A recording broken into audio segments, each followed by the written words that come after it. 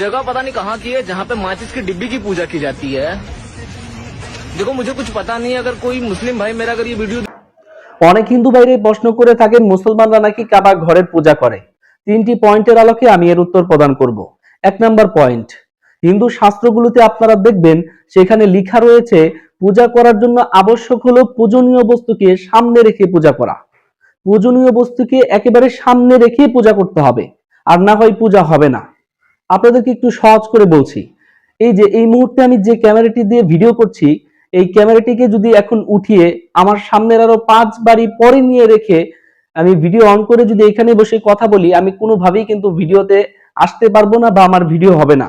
এর কারণ হলো এই ক্যামেরা এবং আমার মাঝে কিন্তু অনেক প্রতিবন্ধকতা আছে, যার কারণে কিন্তু আমাকে ক্যামেরাটা ভিডিও করতে পারবে না। আমাকে যদি ভিডিও করতে হয় ক্যামেরাটাকে একেবারে সামনে রেখে আমাকে ভিডিও করতে হবে।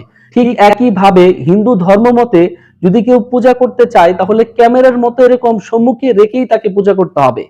এরকম না যে আমার বাড়ির আরো 5 বাড়ির সামনে একজন মূর্তি বানালো আর আমি আমার বাড়িতে বসে পূজনীয় যে জিনিসগুলো আছে ফল ফুল ধূপ ইত্যাদি নিয়ে বসে আমি পূজা করা শুরু করে দিলাম, আমার পূজা হবে না। হিন্দু শাস্ত্র মতে এটা আমার পূজা হবে না।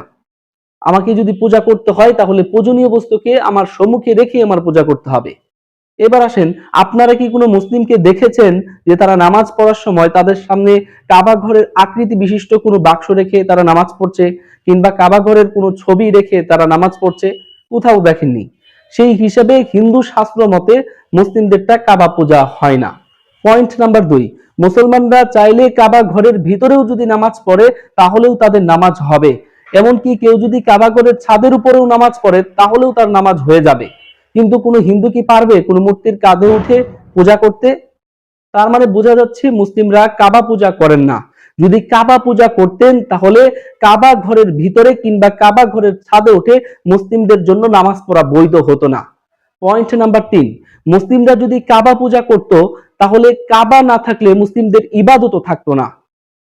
কথার কথা, এখন যদি কাবাগর ধ্বংস হয়ে যায় কিংবা কাবাগর বিলুপ্ত হয়ে যায়, মুসলমানদেরকে কি নামাজ পড়তে হবে না? মুসলমানদেরকে কি হজ করার সময় কিংবা উমরা করার সময় তাওয়াফ করতে হবে না?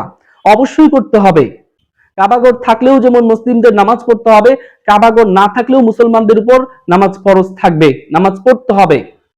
তো বোঝা গেল মুসলিমরা আসলে কাবার পূজা করে না। যদি কাবার পূজা করত তাহলে কাবাগর না থাকলে মুসলিমদের কোনো ইবাদতই থাকতো না। এখন প্রশ্ন হলো মুসলিমরা কেন তাহলে কাবাগরের দিকে ফিরে ইবাদত করে? এর কারণ হলো আল্লাহ রাব্বুল আলামিন এমন একটি ধর্ম দিয়েছেন যার নাম হলো ইসলাম। এই ইসলামের মধ্যে রয়েছে ডিসিপ্লিন, এই ইসলামের মধ্যে রয়েছে বৈষম্যহীনতা, এর মধ্যে কোনো বৈষম্য নেই। এই ধর্মে কাবাগরকে একটি প্রতীক, একটি দিক হিসেবে উপস্থাপন করেছেন যাতে ধনী গরিব সবাই এক দিকে ফিরে একসাথে যেন তারা কি করতে পারে, ইবাদত করতে পারে, নামাজ পড়তে পারে। এই বৈষম্য দূর করার জন্য, সবাইকে ঐক্যবদ্ধ করার জন্য আল্লাহ তাআলা এরকম একটি সুন্দর বিধান আমাদেরকে দিয়েছেন। আলহামদুলিল্লাহ।